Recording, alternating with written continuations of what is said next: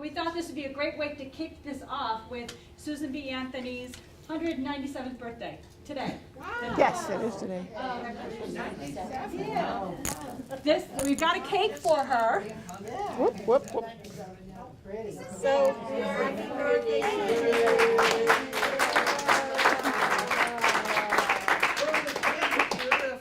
Yeah, we could sing to her if someone wants to lead it off. well, here we go. I'll lead her. Okay. Here we go. Happy birthday to you. Happy birthday to you.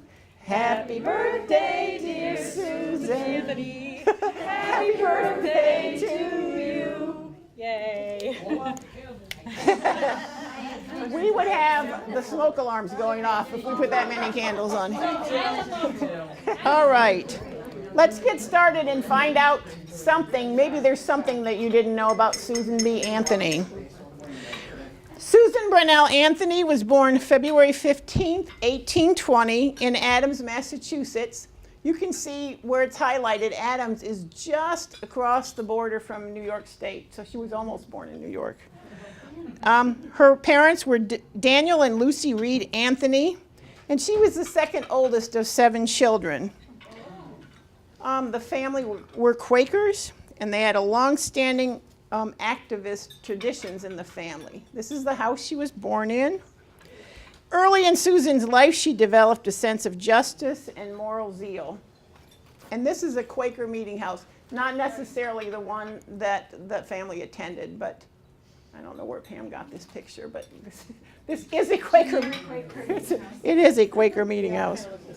Yeah, right. Very austere.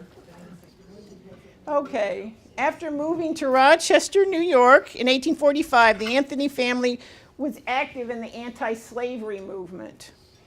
Anti-slavery Quakers met at their farm almost every Sunday, and sometimes they were joined by Frederick Douglass and William Lloyd Garrison, who were really big in the anti-slavery movement.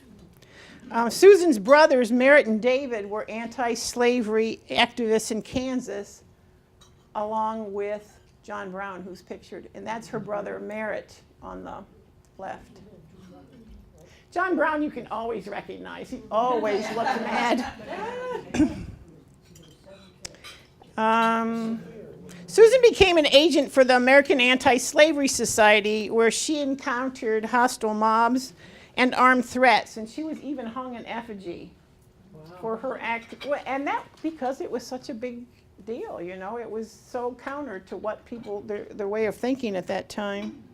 In 1851, she was introduced to Elizabeth Cady Stanton by a mutual friend, Amelia Bloomer, who is shown here wearing her Bloomer.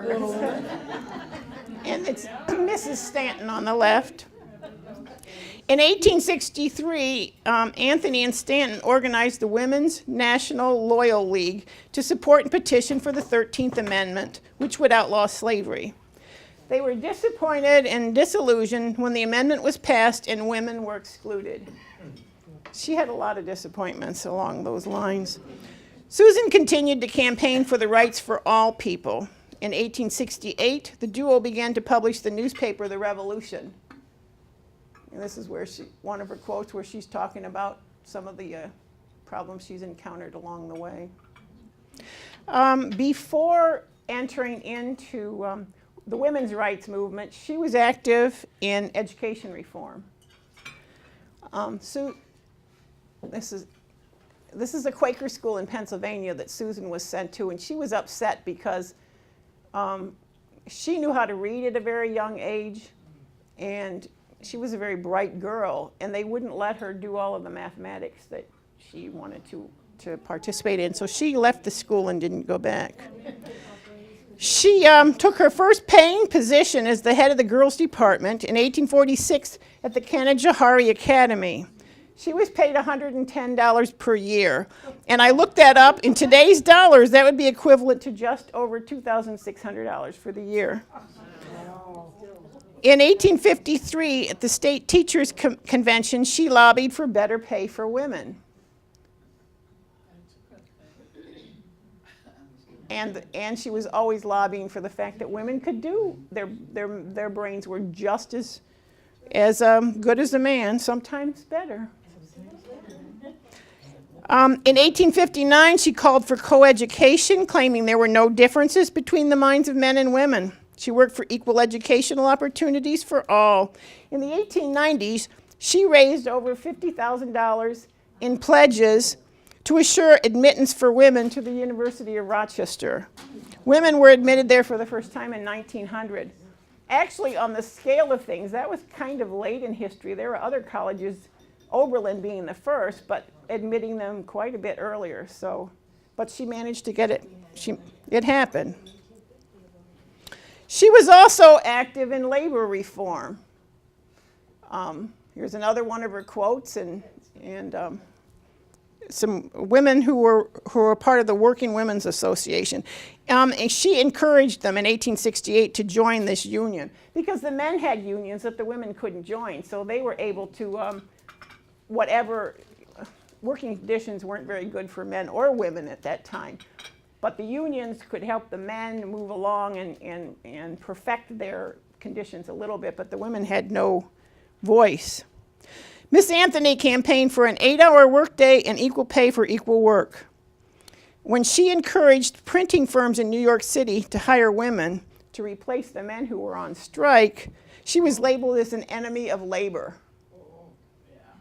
She was quite an activist, is all I can say. I can't imagine how busy she was. I think she was busier than Pam, which is hard to believe.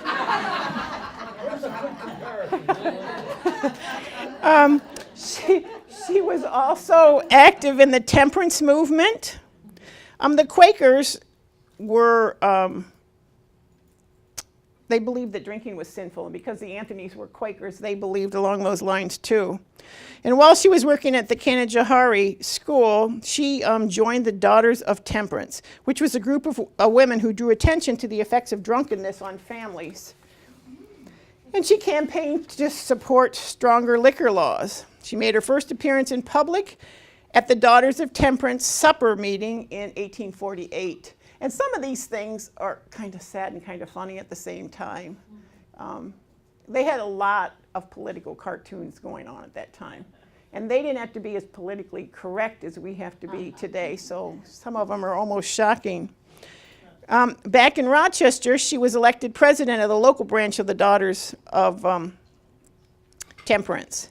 In 1853, Anthony and Stanton founded the Women's State Temperance Society with the goal of permitting the state legislature to pass a law limiting the sale of liquor. The state rejected the petition because most of the 10,000 signatures were men or were women and children.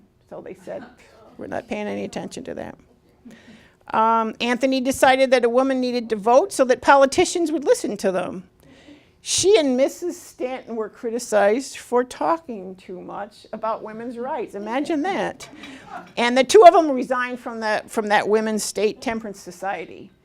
She did everything in such a big way. She didn't organize a group of ladies to come to tea and let's complain about this stuff. She organized groups that were statewide. It's just amazing. Like, what would it take to do that today? If we decided we wanted to organize a statewide group, it just seems like it would be impossible. But Look how quickly the women's march, because of the internet. Internet, you can do it fast. but she didn't have the internet. You know, she didn't have the telephone. But I'm just Yeah, saying yeah. that we can do it today. This is true. You just have to have a lot of time and energy and gumption, I think, to do it. So finally, we're getting around to women's suffrage after all of these other concerns that she had. Anthony and Stanton had believed the Republicans would reward the women for their support for the 13th Amendment by giving women the right to vote. They were bitterly disappointed when this did not happen. The right of the vote for women was first proposed at the Women's Rights Convention in Seneca Falls, New York in July 1848, which I did not realize until a couple of days ago she did not go to. She was not present at that. Prior to that time, she hadn't really been working on women's rights. She'd been into all these other things. Another convention was held later that same year in Rochester at the First Universalist Unitarian Church.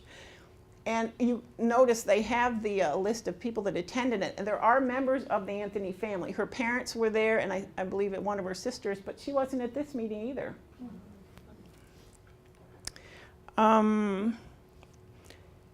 meeting Elizabeth Cady Stanton in 1851 was her initiation to the work being done for the rights of women.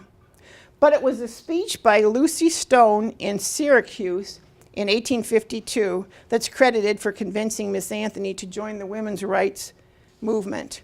And I don't know what that speech was exactly. I'm going to look it up, but I didn't look it up because I don't want to give her speech here anyway. But and that's Lucy Stone down there at the bottom. That's who got her really going. In 1853, Susan campaigned in New York State for women's property rights. Because that's something else we don't think about. They didn't, not only they couldn't vote, women could own property if they inherited it, but if someone questioned it, if you lived in a house with your husband and you think you own half of it, you didn't. He owned all of it. He could do what he wanted to with it. He could even give guardianship of the children to someone else. So if he died, he could give the kids to somebody down the street or his brother-in-law or his mother, whoever he wanted to, and the woman had no right in it. So it's a lot more than getting the vote. But so she was working for women's property rights. And then in 1866, Anthony and Stanton founded the American Equal Rights Association. And then in 1869, there was a split on opinions on how to proceed to get the vote for women. The group split. Anthony and Stanton's group wanted to just keep working to get an amendment to the Constitution. And the other group wanted to work more on getting the right to vote in all the individual states. So they're both good trains of thought. You know, they probably the ones that wanted to get the states to give them the right to vote thought it was a lot more doable than the federal government. But they were all working on it. Wyoming, this is interesting too. Wyoming became the first territory, it wasn't even a state yet, to give women the vote in 1869. New York was actually, I think, 5th, if I remember right. We were beat out by a couple other states. During the 1870s, Anthony campaigned for women's suffrage throughout the West. In 1872, Susan and 3 of her sisters and some other people were arrested in Rochester for voting. Also, the people who allowed them to vote were arrested too. That isn't always brought out there, but somebody had to let them get past and actually put their ballots in. I think we have a picture of her arrest warrant. Okay, you know a little, you know her personality a little bit, so you can understand why she refused to pay her streetcar fare to the police station because she was quote traveling under protest at the government's expense. She didn't want to go to the police station, so why should she have to pay one? She also refused to pay her bail, and she applied for habeas corpus. Her lawyer paid her bill for her. She was indicted in Albany, and the Rochester district attorney asked for a change of venue because he didn't think they could find a jury that wouldn't be prejudiced. But the funny thing is the jury really didn't get any say in it anyway. It was moved to Canandaigua in 1873, and the judge instructed the jury to find her guilty without any discussion. So it didn't make any difference what the jury thought. Anthony was fined $100 in court costs, which she refused to pay, of course. And then the judge decided not to send her to jail when she refused to pay because that denied her the right to an appeal. It was just totally done. In 1877, she gathered petitions from 26 states with 10,000 signatures, but Congress laughed at them. It's so frustrating. She must have been frustrated 23 out of the 24 hours of her day. She appeared before Congress every year from 1869 to 1906 to ask for the passage of the Women's Rights Amendment. That's pretty amazing. Every year. Between 1881 and 1885, Anthony and Stanton and Matilda Jocelyn Gage collaborated on the history of women's suffrage. And then in 1899, the 2 separate suffrage organizations merged together again as the National Women's Suffrage Association. And she served as the president of that group from 1892 to 1900 when she retired at the age of 80. So she deserved a little bit of a rest. But she did continue to work on behalf of women until her death in 1906. She died at her home in Rochester, which is pictured up here. Oh, these are some quotes, some other Susan quotes before we get to her death, I guess. Forget conventionalisms. Forget what the world thinks of you stepping out of your place. Think your best thought, speak your best word, work your best works, looking to your own conscience for approval. I declare to you that women must not depend upon the protection of man, but must be taught to protect herself, and there I take my stand. Now, I neglected to mention, she never married or had children. So, on one hand, that did free up her time quite a bit. And she didn't have to answer to any man. So that was also a plus for her. And this one, I thought this was interesting. Can you read this one in the back? That's a good one. I distrust those people who know so well what God wants them to do because I notice it always coincides with their own desires.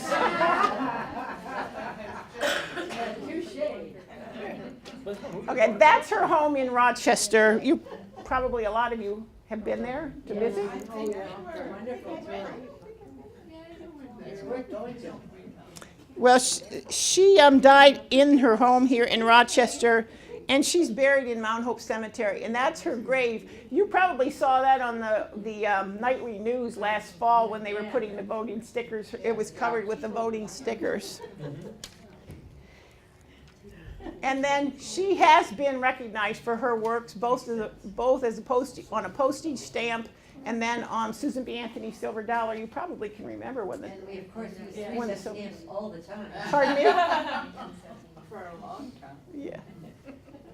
And then we just included some cartoons at the end or posters. These two were probably posters. The one on the left is people who did not want women to have the right to vote. And then the one on this side, they did. It's just kind of interesting. They're so polar opposite. What's the one on the right say? We want the vote to stop the white slave trade traffic's sweated labor and to save the children. I like on that other one, it's somebody who's petitioning for votes behind the woman holding up the banner. She looks like she's kind of crazy. And these are really funny. I don't know if you could. He's doing the laundry and he says, I want to vote, but my wife won't let me. And then on this side, what is a suffragette without a suffering household? And this one is really busy.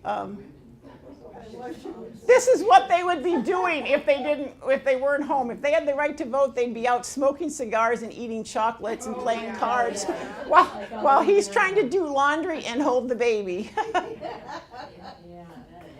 Notice to fathers, wash your shirts with soap suds, or with suds soaps.